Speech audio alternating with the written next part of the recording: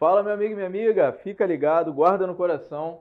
Bora continuar falando sobre os segurados obrigatórios. Segurado do momento, empregado doméstico. É importante que a gente trocou ideia e delimitou quem é o segurado empregado. Lembra? A gente falou do expatriado, a gente falou daquele cara que vai trabalhar fora do Brasil, representando o Brasil em um organismo oficial internacional, trabalhando para a União. Esse cara a gente combinou que é empregado. A gente falou de trabalhador temporário. E é importante que a gente discuta agora qual é a relevância e qual é a pertinência do teu concurso cobrar a figura do empregado doméstico. Primeiro, ele cumpre os requisitos que vêm a caracterizar o vínculo empregatício. Empregado doméstico, é importante que você anote, tome nota, empregado doméstico, ele também é subordinado juridicamente. O empregador doméstico delimita as atividades que o empregado doméstico vai fazer. É claro, aquelas atividades de cunho residencial, aquelas atividades não lucrativas de cunho familiar. Identifica aí, empregado doméstico recebe salário. E se o empregado doméstico recebe salário, ele também tem uma atividade funcional onerosa. Empregado doméstico também é pessoa física, ou seja, se tu contratou uma empresa para realizar trabalho doméstico na tua casa, não vai ter vínculo empregatício. Se tu contratou uma pessoa física, pode ser que o vínculo empregatício seja reconhecido, desde que os outros requisitos também estejam presentes.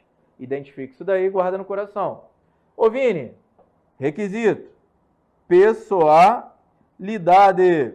Ou seja, eu contratei o Vinícius para ser meu empregado doméstico. Não pode ser o Zé que vem a prestar serviço para mim. Eu contratei o João para fazer as atividades de jardinagem lá na minha casa. Se ele está trabalhando ali segunda, quarta, sexta, segunda, terça, quarta, quinta, sexta, com subordinação, cumpridos os demais requisitos, é só o João que vem, virou meu empregado doméstico. E o risco da atividade do empregado doméstico é do empregador. O empregador está sem emprego, ele tem que continuar pagando o salário? Claro, a alteridade também é requisito para caracterizar o vínculo do doméstico. Então, a gente tem a alteridade como um dos requisitos relevantes e necessários para a gente guardar no coração e caracterizar o vínculo empregatício. Então, os requisitos que vêm a caracterizar o vínculo também se aplicam ao trabalhador empregado doméstico, com apenas uma ponderação. Requisito da habitualidade. Habitualidade para o trabalhador doméstico quer dizer que ele precisa trabalhar pelo menos 3 vezes na semana, mais de 2 vezes na semana, como está escrito na Lei Complementar de número 150. Ô Vini, eu quero contratar uma empregada doméstica para trabalhar na minha casa. Eu estou com dúvidas. Qual é a legislação que eu posso analisar para tirar as dúvidas e realmente eu efetivar uma contratação feroz, como a gente pode dizer? Meu amigo, bota lá no site do Planalto, então bota lá no Google, Lei Complementar de número 150. Tu vai visualizar que o empregado doméstico é subordinado, que o empregado doméstico trabalha com continuidade. Trabalha pelo menos 3 vezes na semana, trabalha mais de 2 vezes na semana, e assim vai fazer com que ele seja diferente do trabalhador empregado. E a gente vai estabelecer já já essa diferença. Se liga aqui, vem aqui comigo, vamos acompanhar, acompanha aqui, vem guardar no coração para a gente discutir essa figurinha que é o trabalhador empregado doméstico. Vamos lá, vamos discutir e vamos identificar. Pensa comigo. Empregado trabalha para a empresa. Empregado doméstico trabalha para a pessoa ou trabalha para família. Beleza. Eu posso contratar um empregado e esse empregado gerar lucro, ainda que eu não seja um CNPJ? Claro que pode. Você pode ser um profissional liberal. Aconteceu comigo. Agora já era, mas aconteceu comigo e eu me senti muito mal depois que eu identifiquei o que fizeram comigo. Eu fazia faculdade de Direito, e eu tinha um professor. Não lembro realmente qual era a matéria dele. Lembro que era um professor muito legal, gostava muito dele. Vou falar o nome aí não. Vou falar não. Esse meu amigo, esse meu professor, ele me ofereceu um trabalho. Ele viu em mim um certo potencial. Ele falou, ó, trabalha comigo, traz causa para mim, você monta o processo, traga as causas, eu assino, eu faço os ajustes necessários e do final ali da ação a gente divide aí o que ganhar, meio a meio. Fechou? Aí eu falei, ué, claro, não tenho nada, pelo menos eu vou para ali, alguma coisa vem. Tá pingando, não tá seco. Se tá pingando, não tá seco. Meu pensamento era esse, é melhor pingar alguma coisa do que não ter nada. Aí o meu professor, não, beleza. Aí eu arrumei um caso para ele, de um menino que tinha sido indevidamente desligado de um determinado concurso. Aí o menino meio que no desespero, aí mandado de segurança, o menino precisava de próximas fases, tutela de evidência, tutela de urgência, discussão, pá. Aí vem meu professor, Vini, quanto que cobraremos por esse caso? Eu falei, não sei, doutor, é com você. Aí ele virou para mim, R$ 4.000. Eu falei, nossa, só para juizar 4 mil? Isso aí, R$ 4.000 para juizar. Eu falei, vou perguntar se ele quer pagar. Aí, cobrou R$ 4.000. Aí o menino que estava no meio do desespero dele lá, não, vai ser o seu professor mesmo, vai ser contigo mesmo, porque o outro advogado acabou de me cobrar 10 mil. Eu falei, por que eu não cobrei 6 pelo menos? Por que eu não cobrei? Cobramos R$ 4.000 do rapaz. Resumindo, eu era um funcionário, eu era um trabalhador e eu me sentia estagiário. Mas eu estava gerando lucro para o meu empregador? Claro que eu estava. Claro que eu estava gerando muito lucro para ele. Só em um processo, R$ 4.000. Digitamos ali em 50 minutos. A gente trocou uma ideia, adaptou, ajuizamos. Aí o menino ganhou, o menino seguiu as próximas fases, se sentiu tão grato que ele pagou os R$ 4.000. Quando ele se formou, ele ainda deu mais um agrado para a gente. A gente ficou muito feliz. Resumindo, se eu estava gerando lucro para aquele meu professor, eu não era mais para ser tratado como um simples estagiário segurado facultativo. Eu era para ser considerado empregado do meu professor. Mas jamais o quê? Empregado doméstico. Embora eu estivesse trabalhando para uma pessoa física, para um profissional liberal, o fato de eu estar gerando lucro para o meu professor, naquele momento ali de direito internacional público, daqui a pouco eu chego lá, hein? Eu falo o nome. Olha só, o fato de eu estar gerando lucro para aquele meu professor fez com que eu fosse considerado um segurado empregado. Eu cumpri os requisitos caracterizadores do vínculo. Perfeito? Eu era uma pessoa física gerando lucro para o empregador. Eu não podia ser considerado empregado doméstico, mesmo que o meu empregador fosse pessoa física. Porque o fato de eu gerar lucro para ele e o fato dele ser um profissional liberal me equiparava a um empregado e o equiparava a uma empresa. Tranquilo? Ele deveria recolher as minhas contribuições trabalhistas e previdenciárias como se empresa fosse. Agora vem a cereja do bolo. Sabe quando eu descobri isso? Quando eu já havia concluído a faculdade. Quando eu estava finalizando a faculdade, que eu fui ter algumas matérias relacionadas ao direito do trabalho.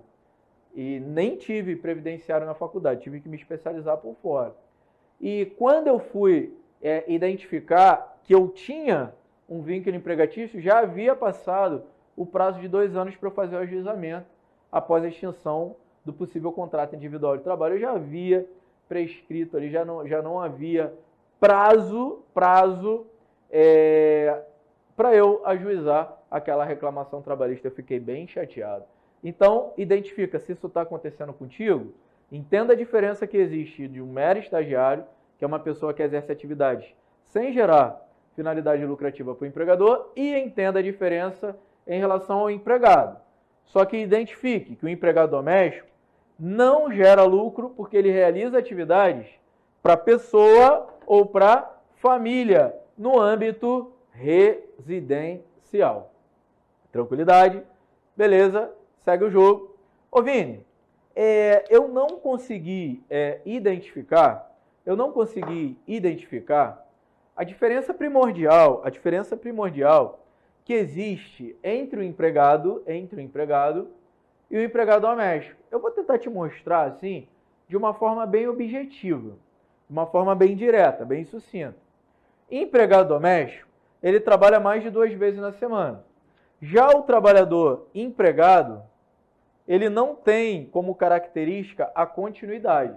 A característica dele é a não eventualidade. Ele exerce uma atividade não eventual. E a não eventualidade nada tem a ver com a quantidade de dias trabalhados. Não eventualidade quer dizer qual é a atividade que esse cara exerce. Que esse empregado, esse aqui é segurado empregado.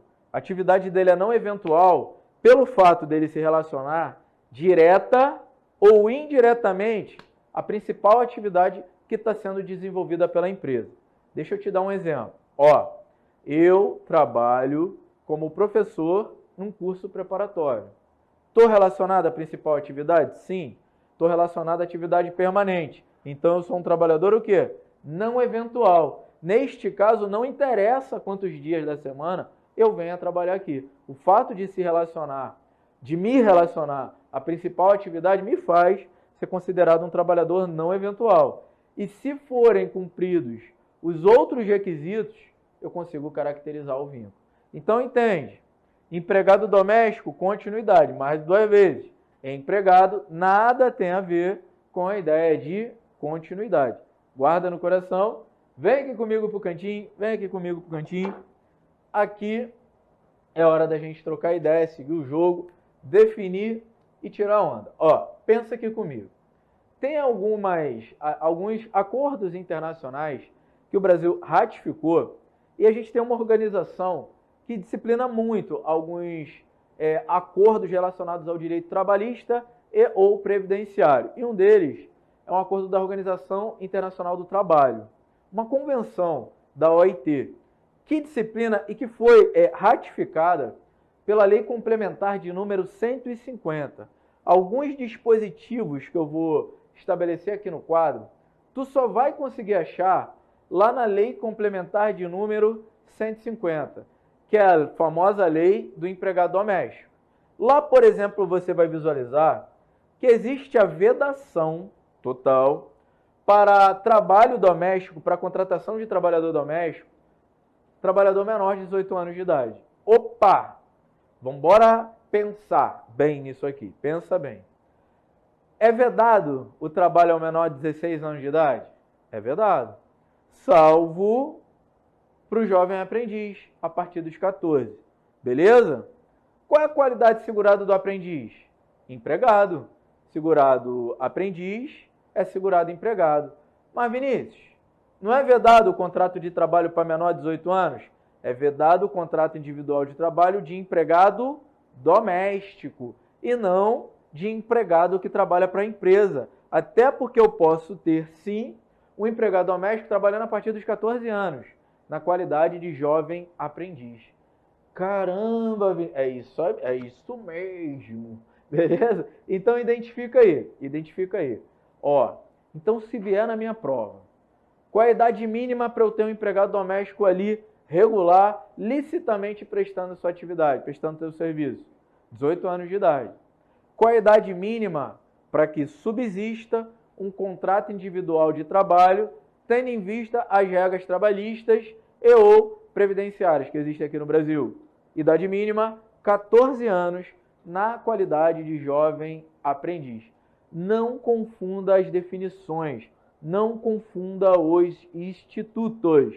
Perfeito? Então, ó, vedação de contrato individual de trabalho de emprego doméstico para menores de 18 anos. Continua. Quanto por dia o empregado doméstico pode trabalhar no máximo, Vini? Quanto por dia um doméstico pode trabalhar no máximo? 8 horas por dia. Show de bola, Vini. Quantas horas máximas por semana? 44 horas semanais. Então, você pode trabalhar segunda, terça, quarta, quinta... Opa! No máximo, 8 horas dia. Totalizando, Vini, quantidade de horas semanais? 44 horas. Então, a gente identifica ali, mais ou menos, o empregado doméstico trabalhando de segunda a sexta, 8 horas por dia, e ele trabalhando mais um tempinho ali para completar as 44 horas semanais no sábado. Perfeito? Pode acontecer? Pode ocorrer sem problema nenhum. Agora, sabendo que se eu ultrapassar o limite máximo diário, sabendo que caso eu ultrapasse o limite máximo diário de contrato individual de trabalho doméstico, além da hora normal trabalhada, eu vou ser obrigado a pagar 50% a mais, no mínimo, do valor da hora normal trabalhada. Fechou? Então vamos imaginar uma hora trabalhada do empregado doméstico, vamos imaginar que ela seja de R$10. Ele ganha R$10 por hora de trabalho. Aí, ele precisou fazer uma hora extra. Além de pagar os R$10, eu pago no mínimo mais 5. Que eu pago a hora normal, acrescida de no mínimo mais 50%. Mas, ô Vini, se tiver algum acordo, uma convenção relacionada ali, alguma outra regra mais benéfica para aquela categoria de trabalhador doméstico. Imagina, caso haja esse acordo, caso haja esta regra que é constitucionalmente possível existir, eu posso aumentar o valor deste percentual, mas jamais eu vou poder o quê? Reduzir. A lei estabelece que ele vai ganhar, no mínimo, 50% a mais da hora normal trabalhada. Fechado, tranquilo, bora seguir o jogo aqui no empregado doméstico. Bora lá.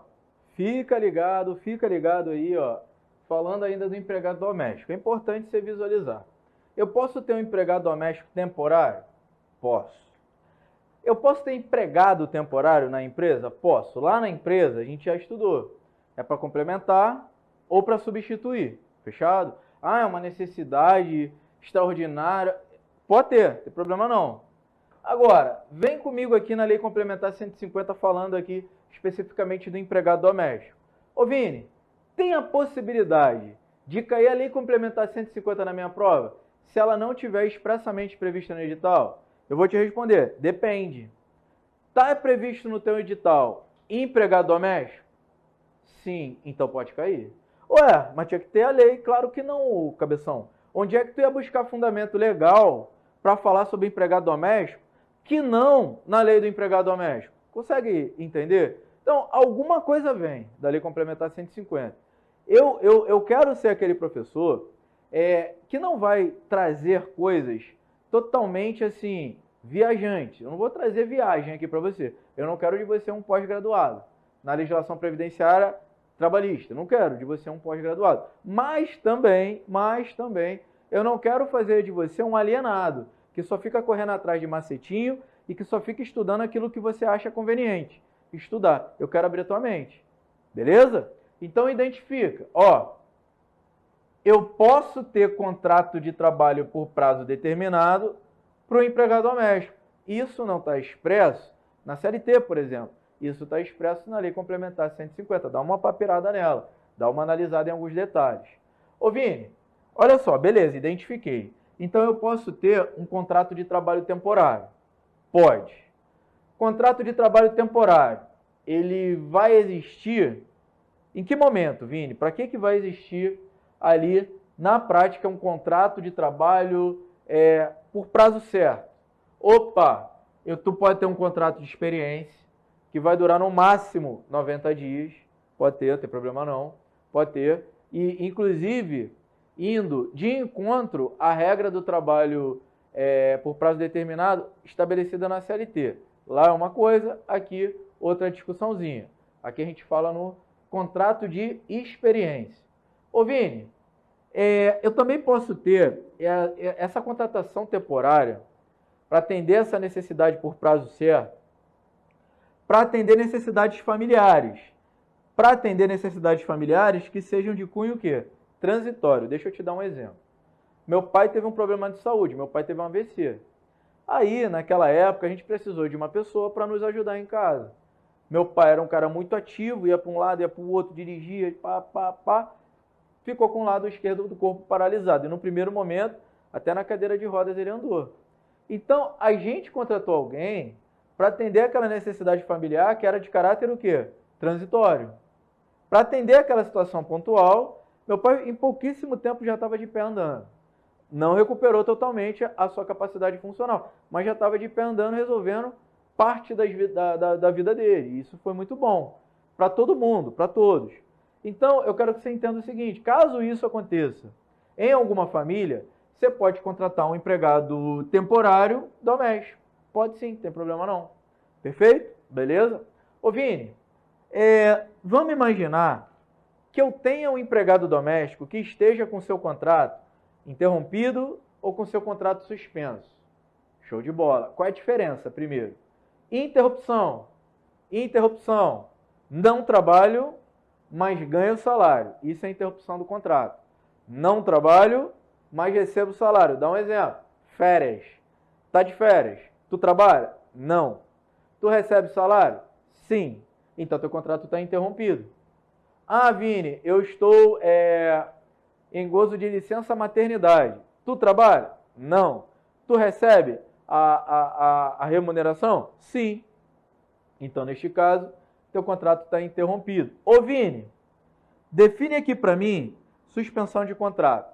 Tu não trabalha e não recebe, mas o teu contrato não está extinto. Tu não trabalha e não recebe, mas tu não teve a extinção do contrato. O exemplo clássico aqui, ó, de suspensão, auxílio-doença e aposentadoria por invalidez. Nos dois casos. Tu está trabalhando? Não. É a empresa que está te pagando o teu salário? Não é a empresa, não. Tu está recebendo verba previdenciária. Então, teu contrato está suspenso, porque tu não tem trabalho e tu não tem salário. Tu está recebendo verba de natureza previdenciária. Tanto na aposentadoria por invalidez, quanto no momento que você estiver recebendo o auxílio-doença.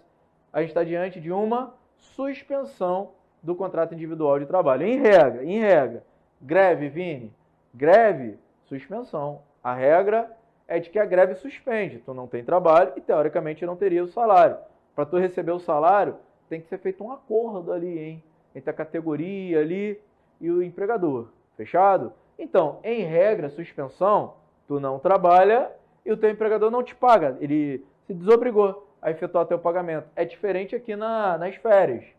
Quando tu não trabalha nas férias, continua sendo o pagamento da sua remuneração feita pelo empregador? Com certeza. Tu está de férias, mas recebe. Perfeito, tranquilidade. Então, identifica interrupção e suspensão do contrato de trabalho. Pensa aqui no trabalhador doméstico. Vem comigo, continua. Olha só, hein? Olha só. Qual é o prazo que o empregador doméstico tem para admitir, ó, trabalhei para mim, show de bola, estou trabalhando hoje, estou trabalhando amanhã, trabalhei ontem, trabalhei hoje, beleza? Tem problema? Não, estou trabalhando.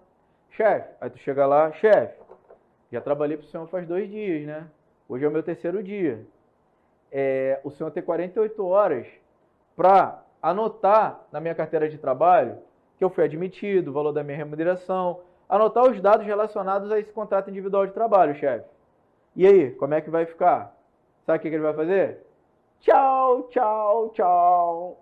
Tchau, tchau, tchau. Ele vai querer te mandar embora, porque você vai demonstrar muito conhecimento trabalhista e previdenciário, e aí o cara vai ficar chateado com você. Então, não seja tão indelicado. Não faça assim. Deixe sem querer querendo a Lei Complementar 150 cair na mesa, cair à mesa. É que seu chefe está almoçando. Deixa sem querer, caiu lá. Aí tu deixa envolvido o artigo que fala desse prazo, ó, de 48 horas para o teu chefe anotar na tua carteira de trabalho que você foi contratado, os dados relacionados à admissão, à sua remuneração, até para você saber quanto é que você ganha. Até para você saber se vai valer a pena tu continuar ali ou não. Aí tu deixa sem querer querendo cair ali, ele vai olhar, ué, que lei é essa? Pô, não sei não. Esse papel eu achei que era do senhor, por isso que eu deixei aí. Aí ele vai querer dar uma estudada, vai olhar, aí lei do empregado doméstico, vai ler um monte de coisa. Vai ler um monte de direito que você tem. Sabe o que ele vai fazer? Vai te mandar embora também. Ih, cara, tem tanto direito aqui. Ele não vai gostar, ele vai ficar chateado. Então, deixa para reclamar disso daqui, depois que você passar no concurso, aí tu liga pro professor Vinícius Rodrigues, o prof, vamos ajuizar esse negócio aqui, vamos embora, que agora eu já estou no meu cargo público e eu tinha o meu contrato individual de trabalho de empregado doméstico e eu não reconheci. meu empregador nem admitiu lá, nem me admitiu, nem assinou a minha carteira, aí a gente corre atrás. Fechado? Eu te indico aí para os advogados, os melhores aí do mercado. Vem comigo, segue aqui comigo. Bora continuar, sem historinha. Aqui é aula para dedéu, atualizada de acordo com a reforma da Previdência, trazendo pormenores relacionados tanto à legislação trabalhista, que relaciona o direito previdenciário, quanto, por exemplo, a Lei Complementar 150, tem tudo a ver com o direito previdenciário quando a gente trabalha o empregado doméstico. Continua aqui comigo. Trabalho noturno, trabalho noturno. Aí o cabeçudinho chega para você, acha que você está estudando direito, tu virou ministro da STF, né? Aí ele pergunta, ó, tô trabalhando à noite, de que tô trabalhando depois de 6 horas, e já tá escuro, então eu trabalho à noite. Aí ele começa a falar, de que? Aí tu, fala aí. Eu tô querendo saber quanto é que eu ganho por trabalhar à noite, quanto é que eu ganho a mais. Aí tu trabalha até que horas? Aí teu amiguinho chega e fala assim, eu trabalho até às 8 da noite, até às 20 da noite. Ele mexe só pra você. Aí você olha, dá aquela coçada na cabeça, aí, Jesus, me dá sabedoria, não me dá força não. Tu pede sabedoria, porque se te der força, tu quer esganar um cabeçudinho desse. Aí tu chega pra ele e fala, meu amigo, olha só, trabalho noturno, a hora noturna só começa a ser contabilizada a partir das 22 horas. Então, para você ter o direito a receber o adicional noturno, tu tem que trabalhar a partir das 22. 22 da noite, 10 horas da noite, meu cabeçudinho. Ô Vini, e que horas termina o horário noturno? Às 5 horas da manhã. Então, se a tua jornada é de 22 às 5, sobre toda a tua jornada vai incidir, além do valor da tua hora normal trabalhada, vai incidir o valor de um adicional noturno. Ah, que legal, Vini. Que legal. Então, se o meu empregador me contratou para eu ganhar um salário mínimo, sim, tu vai ganhar um salário mínimo acrescido por hora de pelo menos 20% do valor da hora normal trabalhada. Caramba, show de bola? Show de bola. Aí tu para e pensa, pô, o Vinícius tá ficando meio doidinho, né?